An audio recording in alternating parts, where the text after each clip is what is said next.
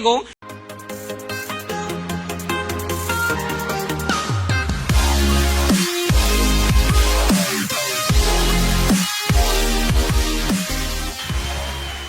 días, México. ¿Cómo están todos? ¿Verdad que están contentos? Gracias, buenos días, buenos días. Qué lindos que se ven, bien, qué lindos. Bien, buenas, siéntense, siéntense. Gracias. Oye, pero qué bonito que se ve todo. ¿Están bien contentos? ¿Están bien contentos? Me alegra muchísimo, muchísimo estar aquí. Gracias a Vladi, a Susana, a todos sus diamantes, a Lauro, a todos los diamantes que están en los grupos de ustedes y que nos hemos hecho tan amigos. Hace poco, yo llegué el martes de una gira que estábamos haciendo por Europa porque habíamos estado en el Club de Diamantes Ejecutivos y en el Club de Diamantes que se hizo en Barcelona, y allá estuvimos con todos sus diamantes, y cada vez que nos encontramos nos hacemos más amigos. Cada vez que nos encontramos nos hacemos más amigos, y mi venida aquí a México radicó pues también porque una vez vine a Hermosillo. Yo nunca hubiera podido haber venido a Hermosillo si no es porque a mí me invitan a una conferencia hace como unos 2 añitos, ¿verdad? Y entonces ahí arrancó todo esto. Bien, vamos a arrancar con el seminario. Yo quiero saludar a los nuevos. ¿Dónde están los nuevos? Nuevos, ok. Levanten la mano los nuevos, yo quiero ver a los nuevos, ok, los nuevos, bien. Yo quiero que levanten la mano los que son profesionales, ok, qué poco. Después les digo, después voy a reírme bien bonito, ok. Bien, los que no son profesionales, levanten la mano también, ok, súper. Los que son empresarios. No, pero del negocio de los tradicionales, de los negocios tradicionales que tienen negocios propios. Ok, bien. Un gran aplauso para todos. Vamos a darle la bienvenida a todos los nuevos, a los nuevos. Bien. Y por último le vamos a dar un aplauso a los nuevones.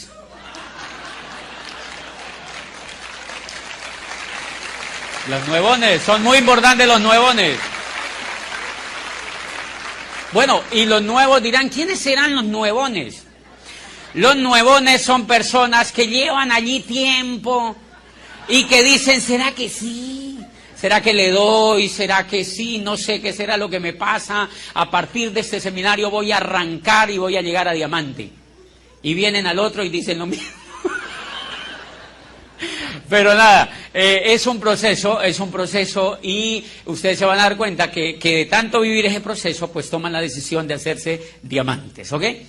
Yo amo mucho venir a México. Ahora en el carro que venían los dos me preguntaban que qué era lo que más me gustaba a mí de este negocio. Y yo le decía, lo que más me gusta de este negocio es la gente. La gente, porque este negocio se compone ¿de qué? De gente. La materia prima, lo más importante que tiene el negocio es la gente que entra al negocio. Martín, ¿cómo estás? Toda la gente que entra al negocio es la gente que nos hace felices. Y yo cada que vengo a México pues es bien bonito porque la gente, qué gente tan alegre, qué gente tan encendida, qué gente tan alegre. Y cuando voy a los Estados Unidos, adivinen de dónde es la mayor parte de la gente que va allá a esos auditorios. De México. Y uno le pregunta a la gente, ¿usted de dónde? Dice, de México, para variar. Toda la gente de México. Y pues me gusta mucho la gente de México. Y qué comida que tienen aquí en México, ¿verdad? Qué comida tan variada, es impresionante. Yo les cuento que una vez vine a Mérida, y era tan variada la comida. Fuimos con Vladimir y Susana y algunos líderes allá a comer después de la convención, y comí tantas cosas sabrosas y tan variadas que casi fallezco. El último día de la convención casi no puedo salir de México. Nadie se enteró porque yo no le conté a nadie, pero estuve muy enfermo, tanto que tuvimos que llamar al médico del hotel. Y es increíble, el médico del hotel me vio y dijo, apenas me vio, me dijo, ¿qué síntomas tiene? Yo creí que iba a llegar con el cura de una vez, y me vio los síntomas y me dijo, no, esa es la venganza de Montezuma. Qué malos son ustedes con los que la oficina, de verdad. Pero bien, cosas bellísimas que tienen aquí en México. Bien, yo quiero un poquito hablar a los nuevos, las personas nuevas, los profesionales y los que no lo son. Los que no han ido, digamos, a la educación tradicional, no se preocupen. Los que han hecho profesiones, los que tienen trabajos, los que son doctores, los que son abogados, los que tienen todos estos tipos de oficios, este negocio es para ustedes. Este negocio es para ustedes, es para todos, por una sencilla razón. Miren, yo no quiero que les pase a ustedes lo que me pasó a mí hace 15 años, a mí me invitaron al negocio. 15 años. Cuando el negocio acababa de llegar a Colombia, a mí me invitaron a que yo entrara al negocio, yo entré al negocio. Pero tuve, digamos, el inconveniente de que no me puse de manera seria a examinar la información del negocio. No me dieron información del negocio, o quizá yo no fui lo suficientemente juicioso para decirle a la persona que me invitó que me diera información del negocio. Entonces, para muchos de ustedes, para los nuevos, para los que están aquí reencauchados o reinsertados en el negocio, o los que vienen, digamos, en un proceso que no les ha permitido calificarse todavía, puede ser bien importante este seminario, porque cuando yo ingreso al negocio, yo no tengo contacto con lo que hizo que yo hiciera el negocio de manera seria en la segunda etapa. A los 9 años volvieron y me invitaron al negocio. En la historia se van a dar cuenta, a los 9 años volvieron y me invitaron al negocio, y yo llevaba 9 años trabajando para otro, por idiota. Porque no fui capaz de pedir información correcta. Y miren lo que encontré en la segunda etapa cuando entró al negocio. Una cosa que me impresionó, yo no tenía ni idea, por ejemplo, miren, yo había estudiado pues todo lo que la mayoría de la gente estudia. Yo había ido al jardín, al antejardín, había ido a la media vocacional, había ido al colegio, había ido a la universidad y había hecho posgrado. Y yo no sabía de un pequeñísimo detalle. Miren el gran problema que nos está pasando a toda la gente en el mundo. El gran problema que nos está pasando a toda la gente en el mundo, pero que a la vez se convierte en una oportunidad, es que a esta generación que nosotros, la gente que vivimos hoy, la era que vivimos hoy, la gente que estamos vivos hoy, nos tocó una cosa que no le tocó a los demás. Y yo quiero que ustedes entiendan ese mensaje en este seminario, o que traten de entenderlo, porque es lo más grueso que tiene el mensaje del negocio que ustedes están haciendo. ¿Cuál es ese mensaje? Es que miren, la gente que vivió antes que nosotros nació y se murió en la era industrial. Ellos nacieron y se murieron en la era industrial. La era industrial duró menos de 300 años.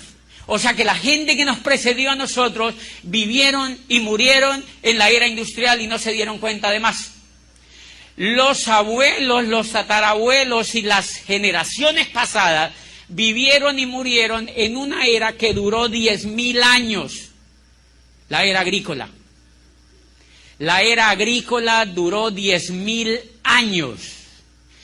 Y la era que le siguió a la era agrícola, que fue la era industrial, se desmoronó en menos de 300 años. Y adivine a quién le tocó el desmoronamiento. A nosotros. A nosotros nos tocó el desmoronamiento de la era industrial. Y a nosotros nos tocó vivir una cosa. Yo había estudiado esos 25 años y yo estaba convencido que no estaba pasando nada. Hasta que entré a este negocio y leí una cosa que me impactó. El mundo ya ha asimilado la idea de que terminó la era industrial y de que entramos oficialmente en la era de la información. Dice, los negocios como General Motors y Ford Motor Company hacen parte de la era industrial. Las franquicias como Meo Box y McDonald's y todo lo que oímos de franquicias son la frontera entre la era industrial y la era de la información. Dice, y el mercadeo en red es la auténtica demostración del nacimiento de la era de la información. O sea que yo había hecho carreras y había estudiado, adivinen, para trabajar ¿en qué? En la era industrial. La era industrial se empezó a acabar en 1959. Y en 1991 yo ingreso a la Facultad de Derecho a estudiar Derecho para trabajar, adivinen qué era, en la era industrial. Y después uno dice que qué será lo que me pasa. Y después uno sale quejándose de que qué será lo que me pasa. ¿Qué es lo que ocurrió? Que el flujo del dinero cambió sencillamente. Antes estaba en la era agrícola, después el flujo de dinero está en la era industrial y ahora el flujo de dinero está en la era de la información. Pues señores invitados, hacer el negocio de Amway, hacer este tipo de negocios hoy en día no es opcional. Cuando yo empecé a leer esta información, yo lo que empecé a entender era que hacer este negocio no era opcional, sino que era una obligación. Porque si yo no hacía este negocio, hacía parte de una era que ya se estaba desmoronando, hacía parte de una era que ya se estaba acabando. Señores, no hay necesidad de que usted lo haga si no lo quiere hacer. Lo único que yo le digo es que si uno no hace un negocio de estos hoy en día, le va a pasar lo que le pasó a la gente cuando acabó la era agrícola, cuando la era agrícola chocó con la era industrial. Mucha gente se quedó en la era agrícola y hay todavía gente que vive en la era agrícola. ¿Quién los va a regañar? Nadie, pero la pasan qué mal.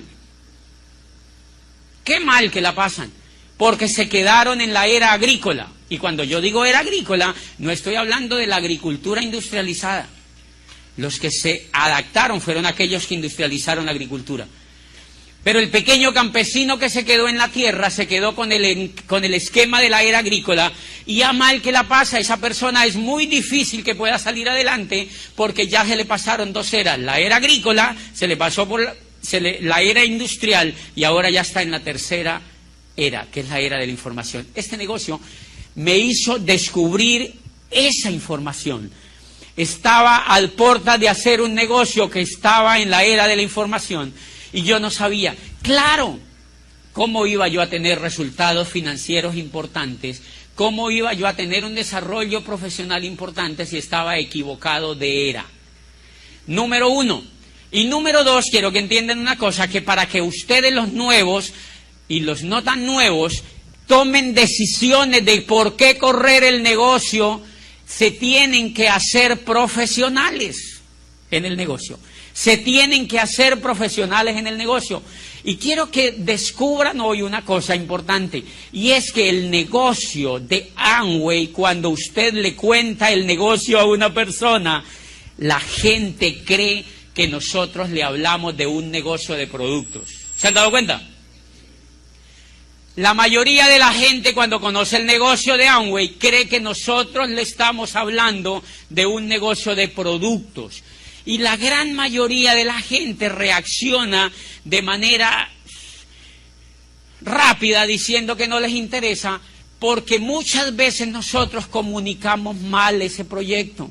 Una de las cosas, y yo quiero compartirles hoy, una de las cosas que a mí me favoreció para levantar el negocio a nivel de diamante en una ciudad un poquitito más grande que Guaymas, tiene 280.000 habitantes, una ciudad donde nadie creía en esto, una ciudad que ya estaba completamente desgastada con el esquema del negocio, y yo lo pude levantar por una sola razón, porque me volví de alguna manera mejor comunicador que los que habían existido antes en el negocio.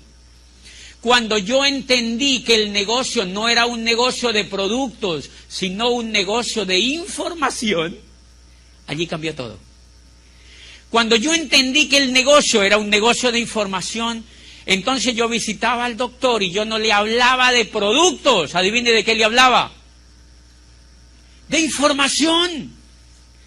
Ponía enfrente de él la información. Y adivine qué hace la información. Mueve los productos. Es raro, pero así ocurre. Yo empezaba a decirle a las personas de la información. Por ejemplo, compartirles que estábamos haciendo un proyecto, una empresa de construcción de redes, y que esa empresa pertenecía a la era de la información. Y resulta que la mayoría de la gente no sabía, como yo antes, que habíamos cambiado de era. ¿Han visto la gente cómo se queja? ¿Han visto la cantidad de gente quejándose allá afuera de la economía? Quejándose allá afuera de la economía. Señores, ¿quiénes de los de aquí son economistas? Levanten la mano los economistas. Ok, levanten la mano, déjenme allí levantada la mano los economistas. ¡Qué susto! Economistas, tengo que preguntar quiénes son economistas, porque lo que les voy a contar tiene que ver con la economía. Una de las cosas, ¿cómo ustedes pueden entender esto? Abogado, rector de una universidad, con posgrados, y yo no sabía el juego de la economía. La economía es un juego. ¿Sabían ustedes eso? La economía es un juego que lo que pasa es que la saben jugar unos pocos. La economía es un juego que lo saben jugar unos pocos, y sencillamente los que no la aprenden a jugar se atienden a las consecuencias. Se atienden a las consecuencias. Les voy a contar un poquitito en qué consiste ese juego. Miren lo que pasa.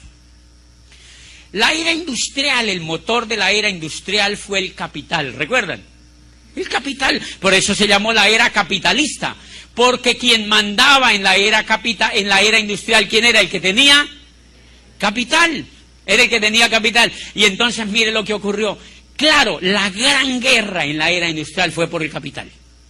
Los únicos que podían ser ricos en la era industrial eran los que tenían capital para montar una industria. El resto tenía que dedicarse a trabajar. El resto tenía que dedicarse a trabajar. Entonces, en la era industrial montaron pequeñas industrias y grandes industrias, pero en general negocios que fueran capaces de capturar dinero. Porque el papel, la ley de la era el capital. El que tuviera capital tenía poder. Y entonces hubo algunas personas que entendieron la forma de ganar capital y otras no lo entendieron ni nunca lo quisieron aprender. Dentro de esos, los economistas.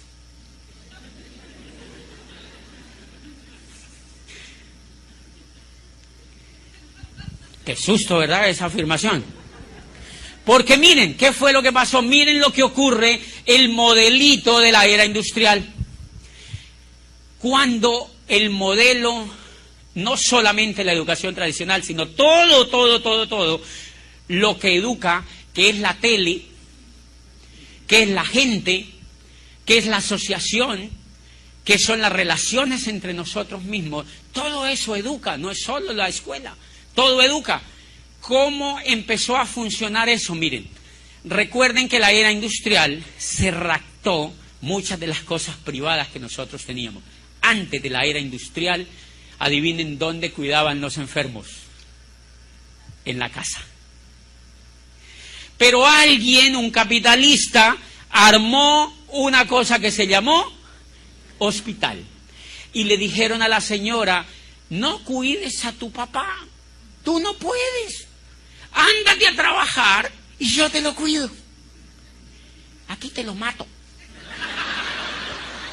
Nosotros te lo ayudamos a matar acá. Entonces mandaron a la señora a trabajar y ellos armaron un negocio para cuidarle al papá. Antes los enfermos los cuidaban en la casa. Yo les hago una pregunta. ¿Dónde creen que se cura más rápido un enfermo? En la casa. ¿Sabían ustedes que el mayor flujo de enfermedades son enfermedades que tienen relación con problemas emocionales, con problemas de afecto, con problemas psíquicos, con montones de cosas que vienen del cerebro? No se imaginan la cantidad de sanidad que hay cuando hay afecto. Imagínate uno bien enfermo físicamente, y que se lo lleven a una fábrica de esas. ¿Vieron cómo armaron los hospitales? Como fábricas. Como fábricas. Y uno llega, ¿han visto lo que hacen con un enfermo? ¿Tienen anestesia? No, sin anestesia. O sea, el campo de la salud se volvió cruel. Se volvió cruel porque todo el mundo empezó a demandar ese servicio que se llamó salud y armaron fábricas. ¿Qué hicieron los ricos de la mayoría de ciudades? Yo me voy a armar otra clínica. Entonces armaban una clínica aquí y le ponían otra clínica al lado. Clínicas, clínicas, clínicas, porque ese era un gran negocio. Señores, ¿quieren que les diga una cosa? Apenas empieza a terminarse la era industrial, a mí me impresiona en Colombia lo que está ocurriendo.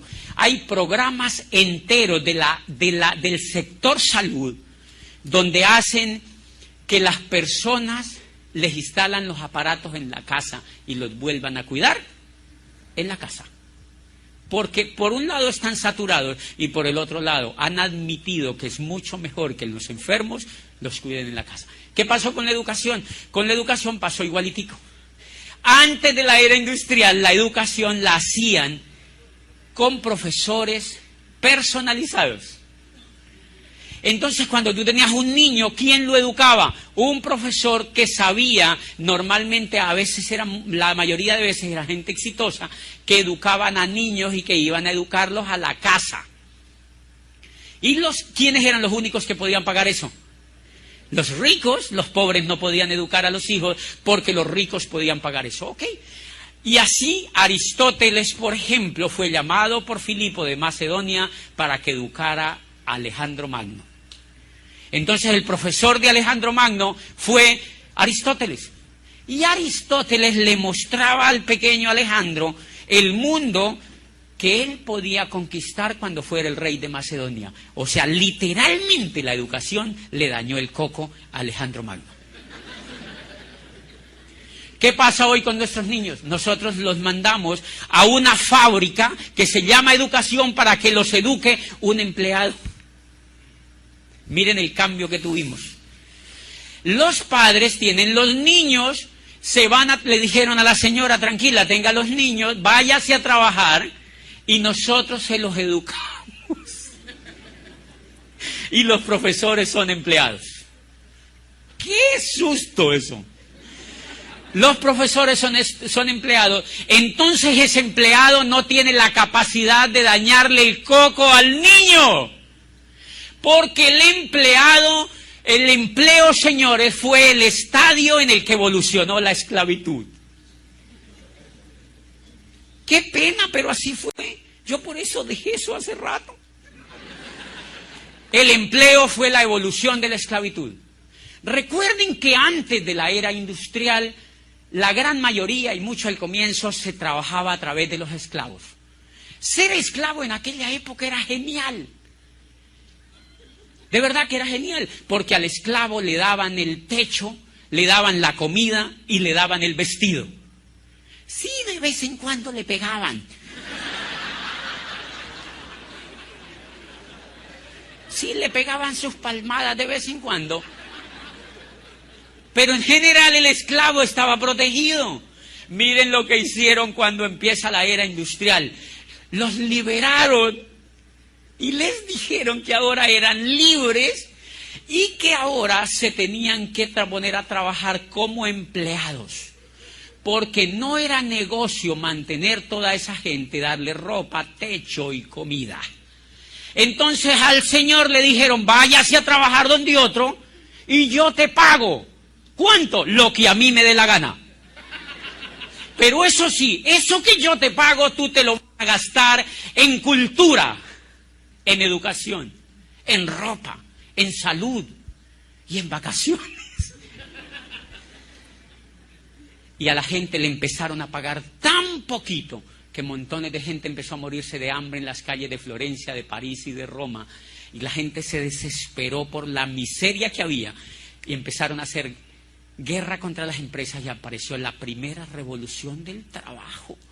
Los trabajadores quemaron las fábricas, señores. En Inglaterra acabaron con las fábricas porque la dignidad de la gente era tocada. Y entonces apareció el Estado y les dijo, señores empleadores, señores capitalistas, ustedes sí pueden tomar empleados. Pero de ahora en adelante no les pueden pagar lo que ustedes quieran. A partir de ahora, ustedes mínimo les tienen que pagar el salario mínimo. Y ese es el surgimiento del salario mínimo. O sea, al menos les tienen que pagar para que a esta gente no vaya a fallecer. Por eso el salario es como un tanque de oxígeno para que uno al menos respire. Para que al menos le alcance a uno para ir a vender el cuerpo.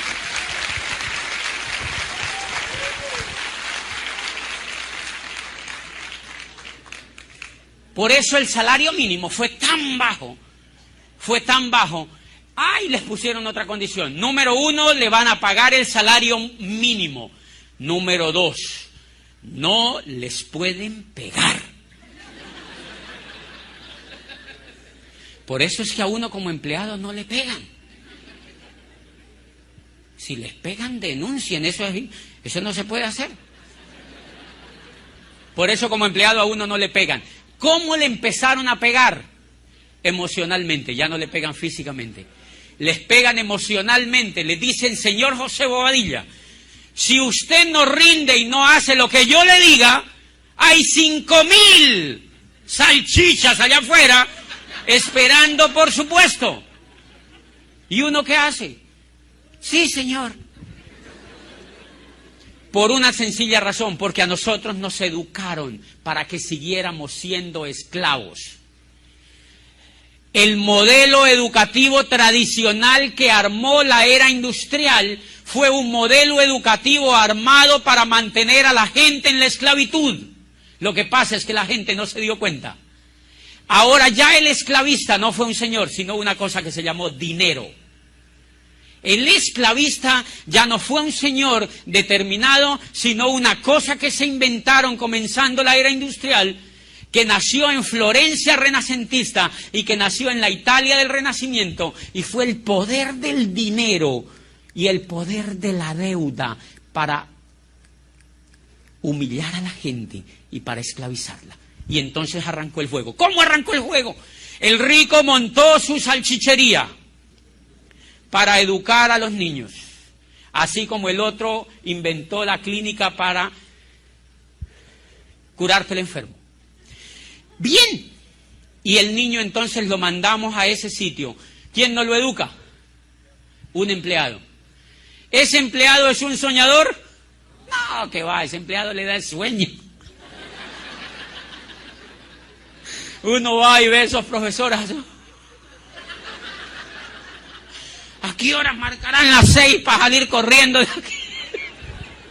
Señores, porque allí no hay soñadores. Si ustedes van a cualquier modelo educativo tradicional, ustedes allí no encuentran soñadores, porque son empleados. Los empleados están educados para no soñar.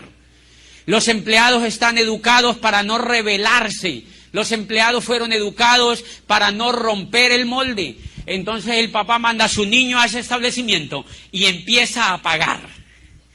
Normalmente el papá es empleado. Manda a su hijo a que se lo eduque un empleado. Él trabaja para otro. El profesor también. ¡Qué cuadro más lindo! El papá trabaja para otro, el profesor también, y ahí hacen equipo. Y el papá manda a su hijo, lo mandan, despiertan estos niños a las 5 de la mañana, los mandan a estudiar. El niño no quiere ir, porque el niño chiquito, adivinen qué quiere hacer. Dormir. Porque en la etapa de cuando uno está chiquito, lo que se le desarrolla es el cerebro. Y en cambio esta educación puso a los papás a que se madruguen, los bañen, les den unas palmadas en las nalgas y les digan, se va a estudiar. ¿Por qué, papi? No quiero ir. Porque yo quiero que seas como yo. No.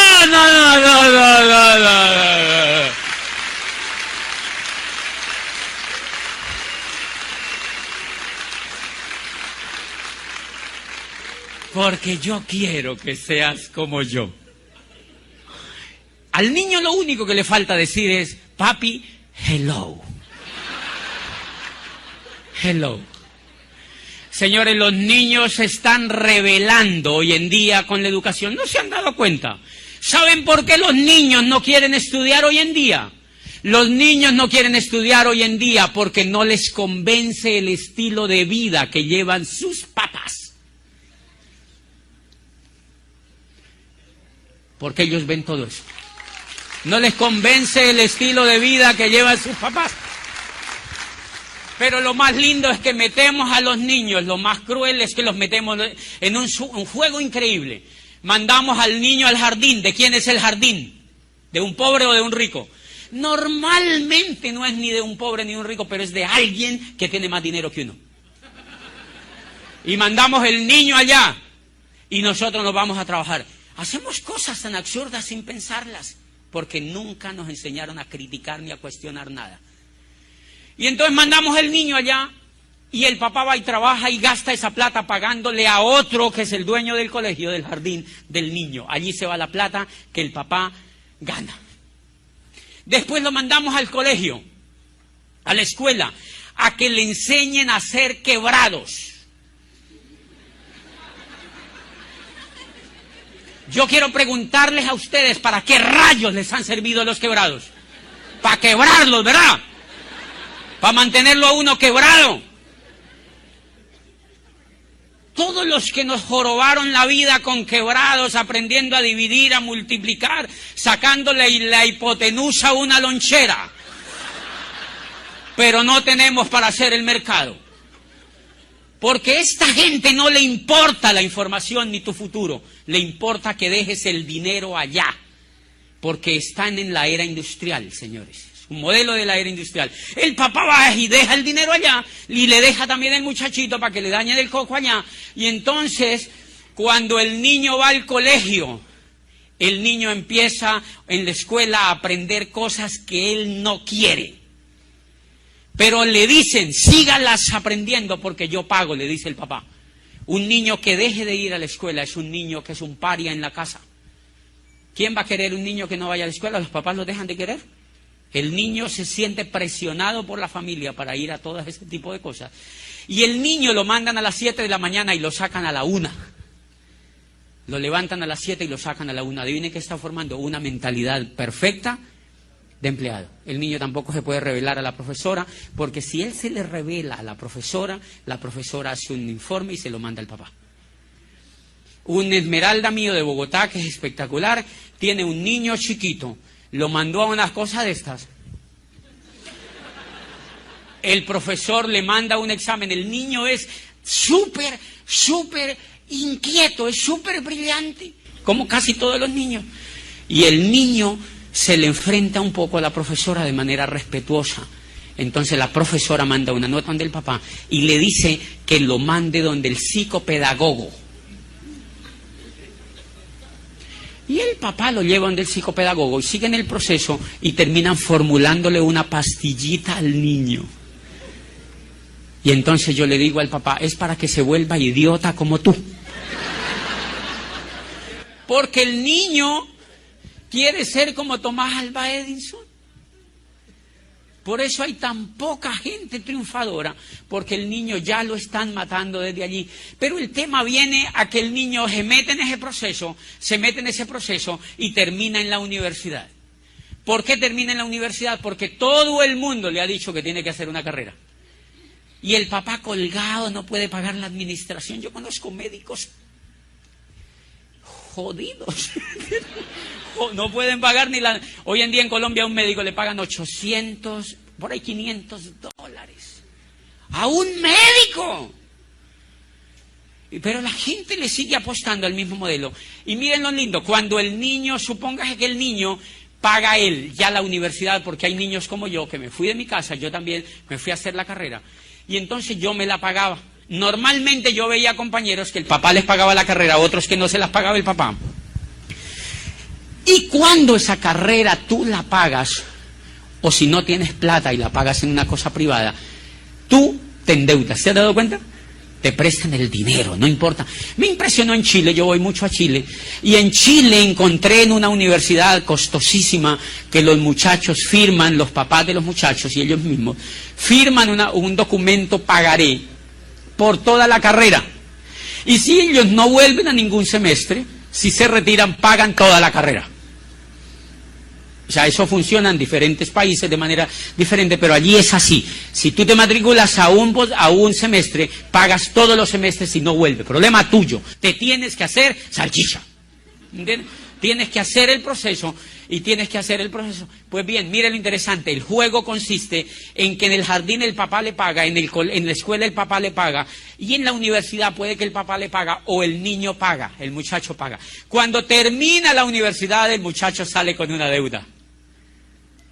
Sale entrenado ya. Sale con una deuda. La cruz a cuesta. Pero profesional. Y uno sale con una deuda, ok. Lo mantienen dentro del sistema 20 años para darle una licencia para que se vaya a trabajar para otro. Y no nos damos cuenta de la crueldad del sistema. 20 años ahí adentro para darle una licencia para que se vaya a trabajar para otro.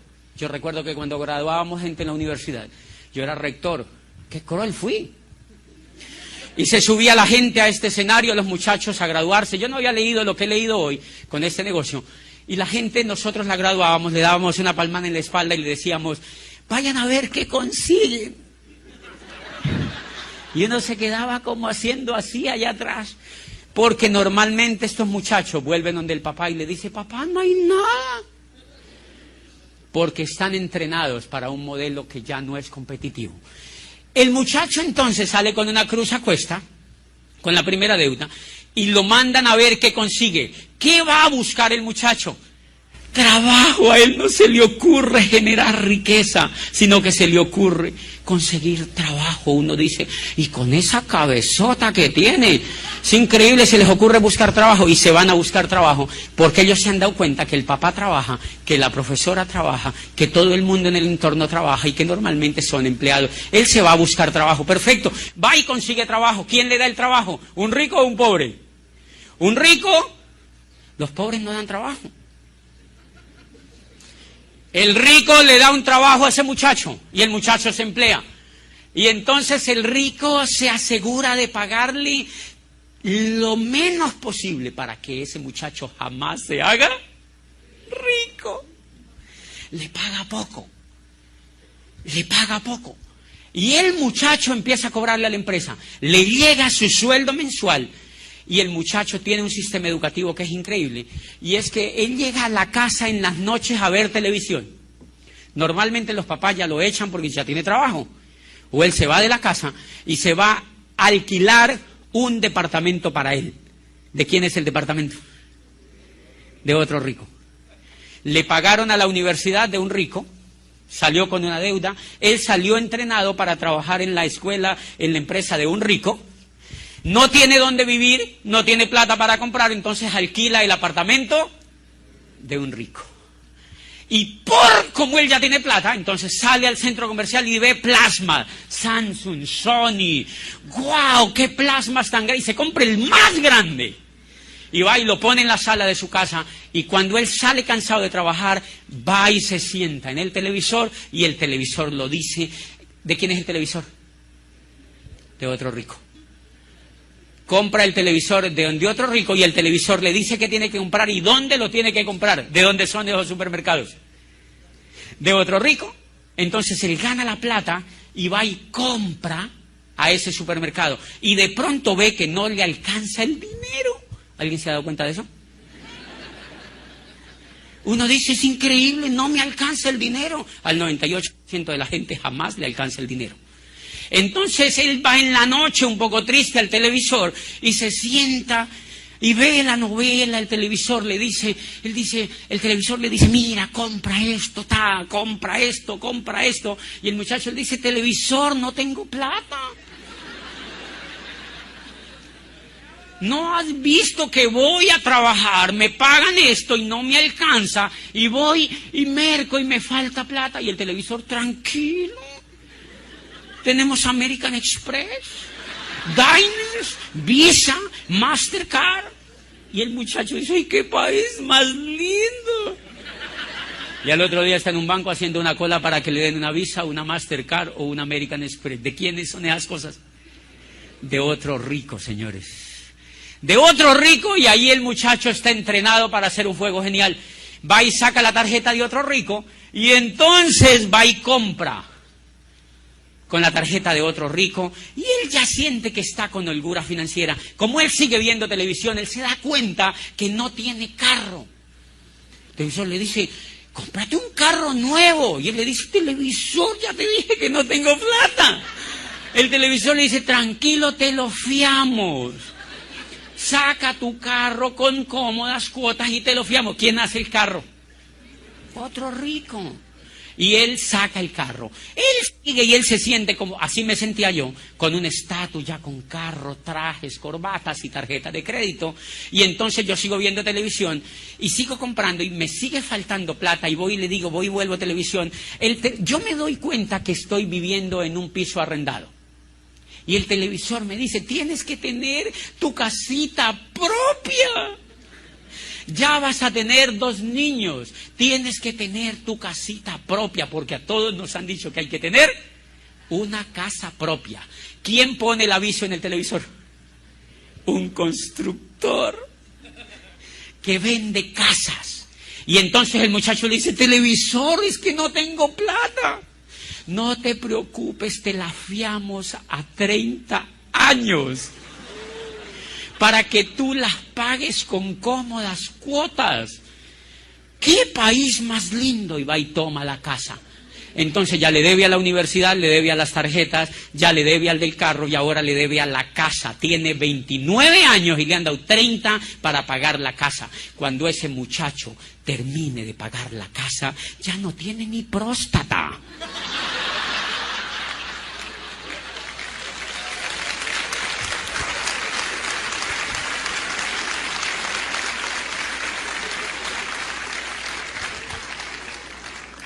¿Se dan cuenta cómo es el juego? ¿Se dan cuenta cómo es el juego? Ese muchacho termina la vida trabajando para otro, jugándole el juego a otro. Lo más agresivo que yo vi es, ¿y entonces por qué la educación no nos enseña a jugar el juego? Si ese es el problema, señores, ¿por qué en ningún sitio de la educación le enseñan a tus hijos cómo funciona la economía? ¿Sabían que eso no lo saben ni siquiera los economistas? No lo saben porque los economistas hacen parte del mismo sistema. Ellos lo que saben es la inflación, la deflación, la recesión y la quebrazón. Esas son las teorías que les enseñan a los economistas.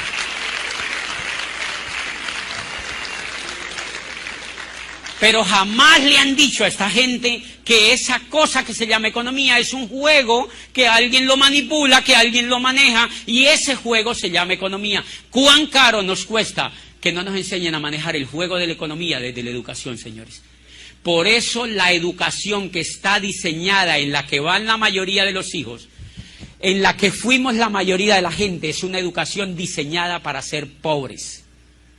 Es una educación diseñada para que la mayoría de la gente se quede pobre. Y si no me creen a mí, pues ojalá me crean, pero si no me creen a mí, léanse un libro de Robert Kiyosaki que se llama La conspiración de los ricos, donde dice expresamente que el modelo educativo que impera en todo el mundo occidental es un modelo educativo que lo armaron en los Estados Unidos simplemente y lo exportaron a todos los países, todo el mundo lo copió, que radica en que simplemente a la gente no se le da información financiera. Y el negocio consiste, entre más analfabetas financieros formen, mejor. ¿En qué se sustenta la economía norteamericana?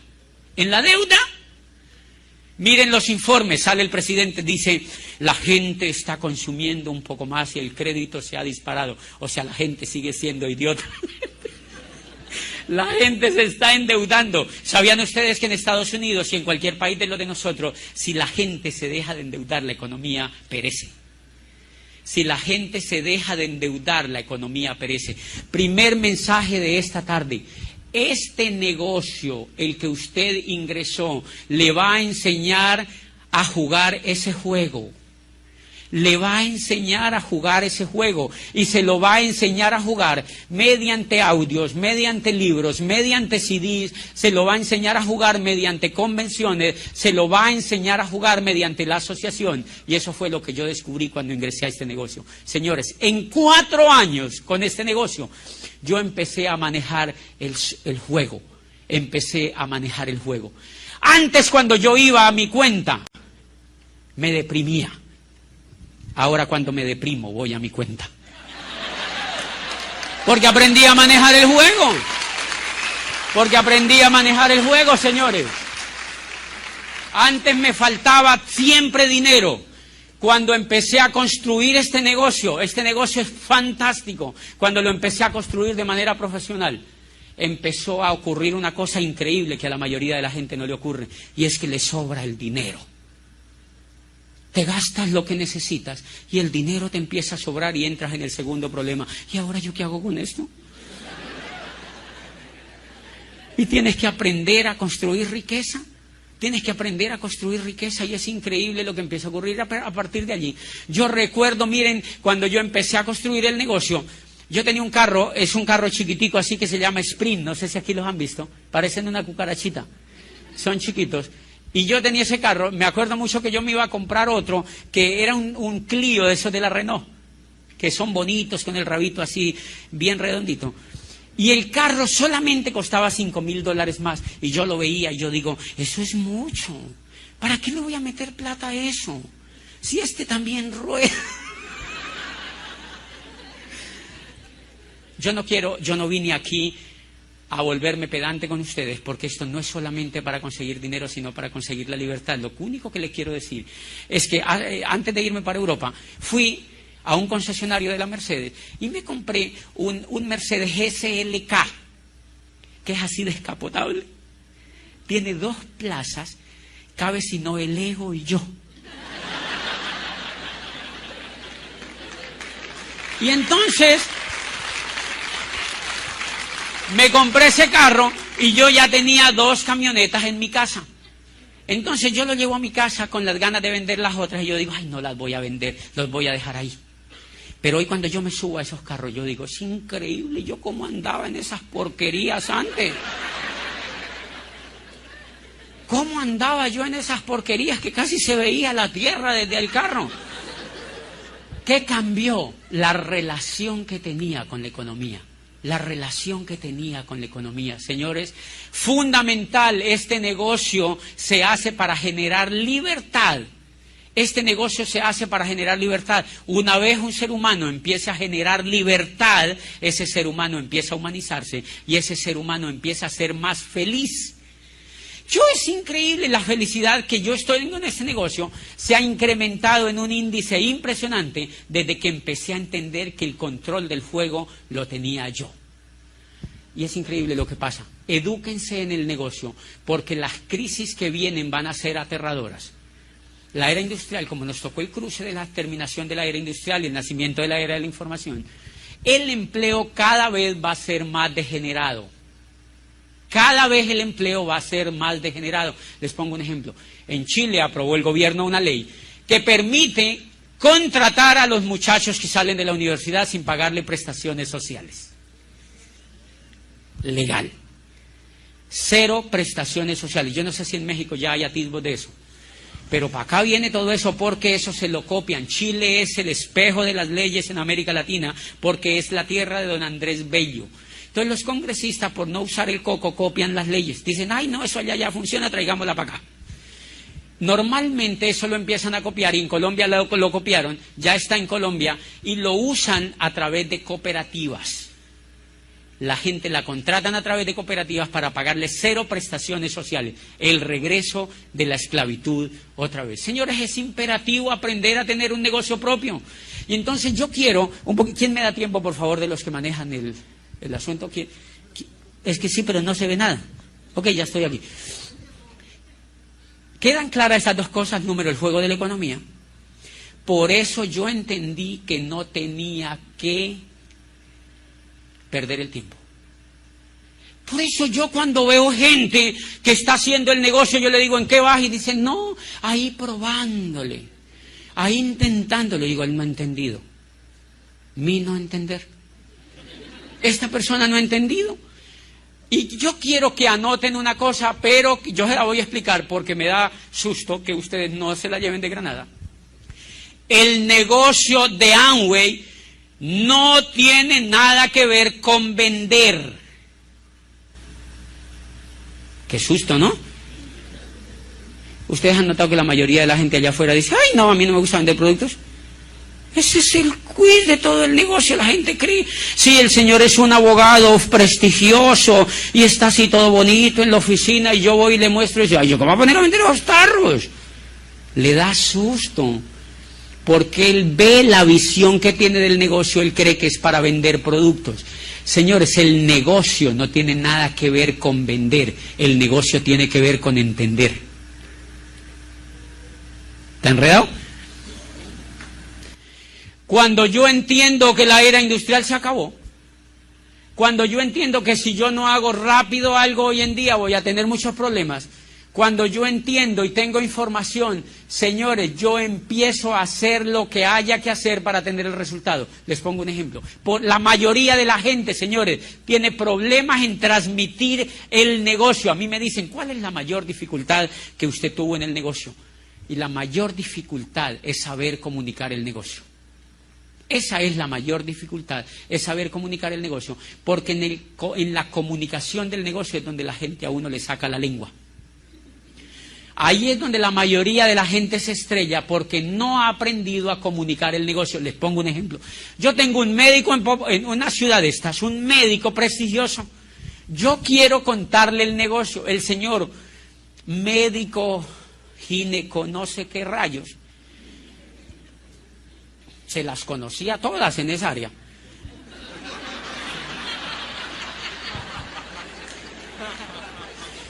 Un médico prestigiosísimo.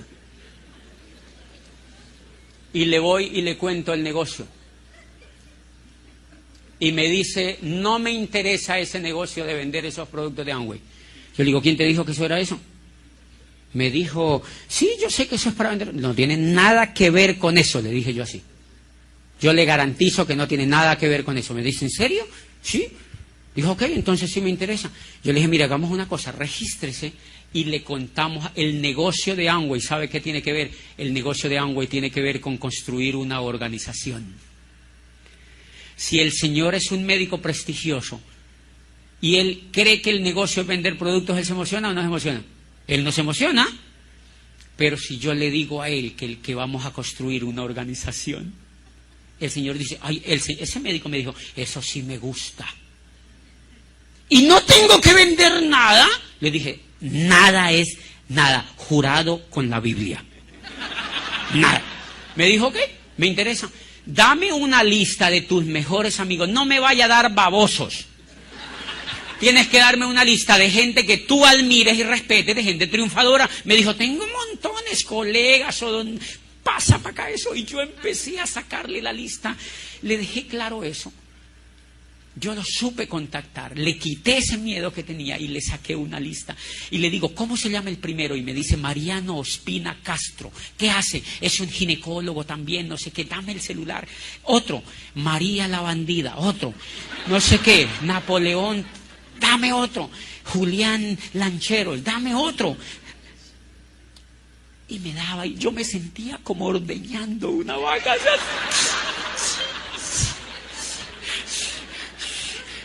Cuando ya tenía las tetas bien secas, me dijo, no tengo más. Yo vi a ese pobre hombre ya a tiro de desmayar. Me dio todos los contactos. Ya, ese momento, señores, es sagrado en este negocio. ¿Ustedes saben cuánto vale una lista de esas? En una lista de esos estaba Lauro, estaba Martín, estaba Carlos, estaba yo. ¿Cuánto vale eso, señores?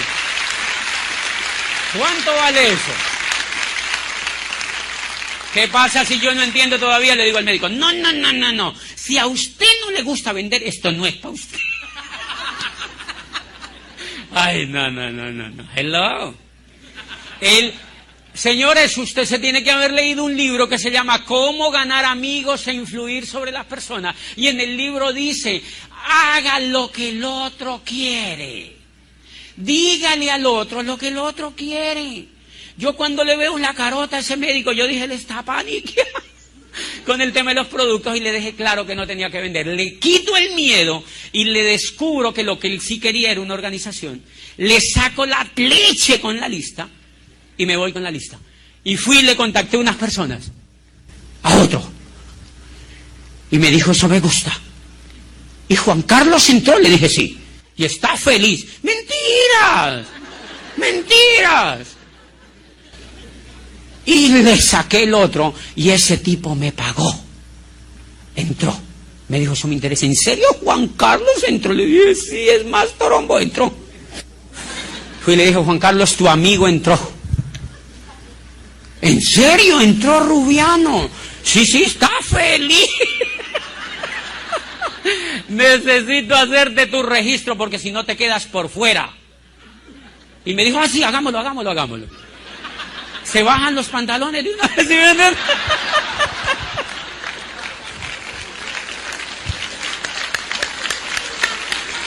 No era que no quería. Y me dijo, listo, hagámosle. No era que no quería. Y lo dejé allí. Me hago amigo del Señor y el Señor me arma una reunión.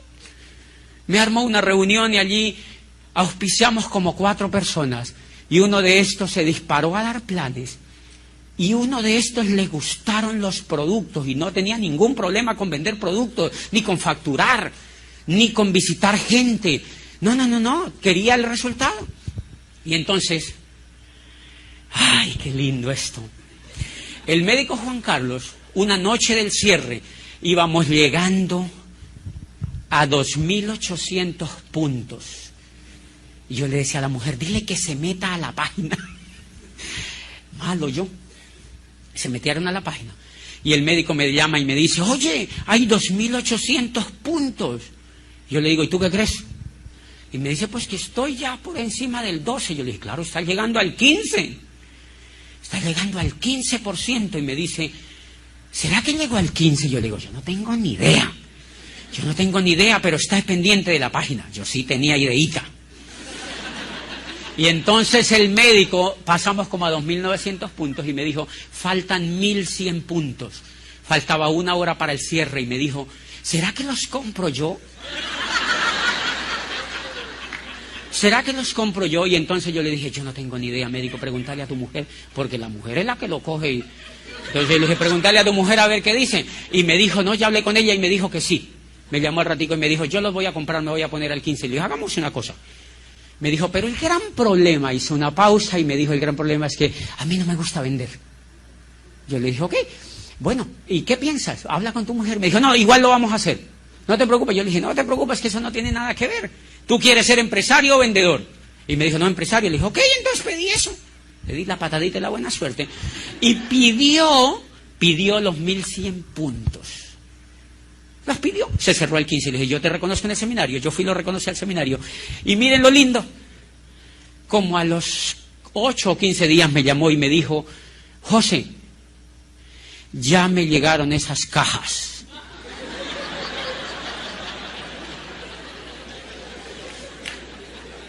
No sé qué hacer con esos productos.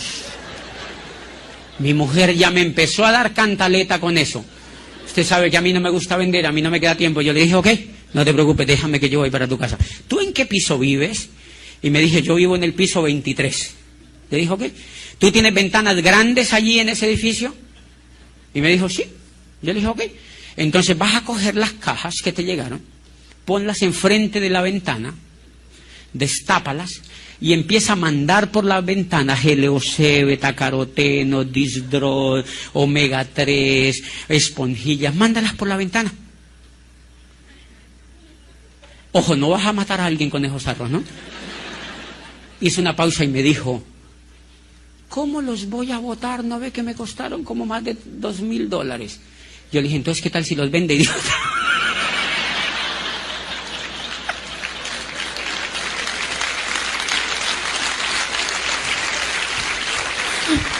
¿Qué tal si ¿Qué estoy haciendo con el médico? Diciéndole al médico que su coquito no tiene actitud empresarial. El negocio es mover volumen. Yo no sé cómo tú lo vas a mover, que lo vas a vender. Te felicito.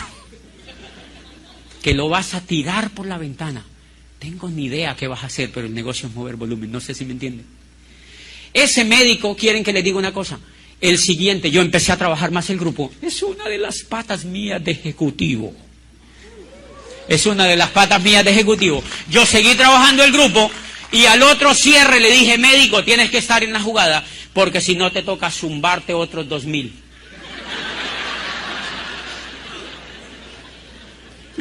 Y me decía, no, ya me la estoy pillando. Y adivinen qué hizo, señores. A partir de ese momento, el médico se mueve un 9% personal hacia arriba. Y me dice, es lo mejor que me ha pasado en mi vida. Nunca antes estábamos tan felices haciendo algo con mi mujer como en este negocio que tú me has presentado. ¿No era que no quería vender? ¿Se dan cuenta que el negocio no es vender? El negocio es entender. En ese lapso de tiempo, en la llegada de los productos, en la tirada por la ventana y en todo eso, el señor se oyó más de 30 audios. Y yo le llevaba audios a la casa y él se los escuchaba. Y empezó, yo antes iba a pedirle cita, adivine quién las pide ahora. Él me dice, mi diamante, ¿cuándo me atiende? Y yo lo atiendo. Señores, yo voy y le dejo paquetes de audio y miren que cambió su manera de pensar. ¿Por qué? Porque empezó a entender. Empezó a entender que él tenía que hacer este bendito negocio. Él empezó a entender que él tenía que hacer este bendito negocio y creó una organización. Empezó a crear una organización. Una de las cosas que tiene este negocio es que nosotros tenemos que volvernos buenos comunicadores. Clave, clave. Mucha de la gente la matan. Yo veo que esto sube en lugar de disminuirme. Quiero que me ayude de verdad alguien que controle el tiempo para no irla. ¿Voy bien? ¡Qué susto! Okay. Una de las cosas, señores, que la mayoría, todo el mundo necesita hacer este negocio, pero todo el mundo no lo va a hacer, porque no todo el mundo está dispuesto a entender ni a educarse, ni a tener la disponibilidad. Y muchas veces uno de Aplan los mata. Miren, la mayoría de la gente, ¿qué pasa si yo voy a auspiciar a la señora y la señora es una ejecutiva de un banco? Y yo le digo, señora, ¿le gusta el negocio? Sí, me gusta. Bueno, usted tiene que ir a una orientación empresarial cada 8 días. Usted tiene que ir a un seminario cada mes. Usted tiene que ir a una convención, normalmente no es en su ciudad, y usted tiene que pagar la entrada, y usted debe comprar un paquete del mes que se llama PEC. ¿Qué creen que dice la señora? Fallece en el instante.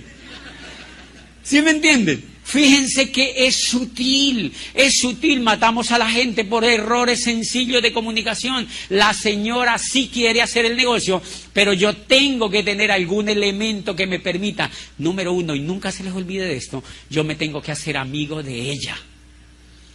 Y una vez yo me haga amigo de ella, ella me dice, ¿y qué es lo que hay en estos días? Si ella se va para algo, y poquito a poco la voy pegando. ¿Cómo es la similitud que yo les puedo dar con eso para que nunca se les olvide? ¿Quiénes de los que están aquí tienen hijos? Levanten la mano. ¿Ok? Ahora sí, ¿quiénes de las mamás que están aquí han tenido hijos? Obviamente mamás. Levanten las mamás que han tenido hijos. Perfecto. Miren lo interesante, el negocio que ustedes hacen es igualito a lo que yo les voy a contar. ¿Qué pasa si su esposo le hubiera dicho un día, Mariela, esta noche vamos a pasar bien 1 hora? ¿Qué hora? Media hora, 15 minutos, 5 minutos.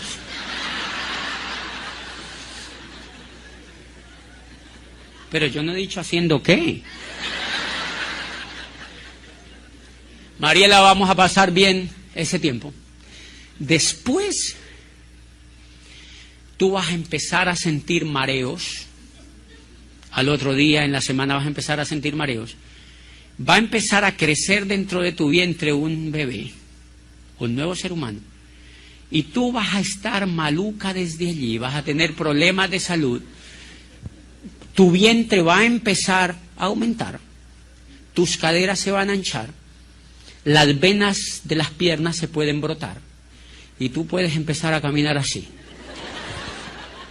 No puedes comer todo lo que quieras porque no te puedes engordar, ni puedes tomar ningún medicamento así estés enferma porque puedes dañar el bebé que va por dentro. Te tienes que aguantar con eso 9 meses y al cabo de 9 meses hay dos posibilidades. Número uno, te van a abrir el estómago con una navaja, te van a hacer una cesárea y te van a sacar un niño. Tu vientre nunca va a volver a ser igual porque te van a cortar el estómago. Y número dos, lo puedes tener de forma natural, que no es otra cosa, que es más o menos la sensación como cogerse el labio y darle 3 vueltas así.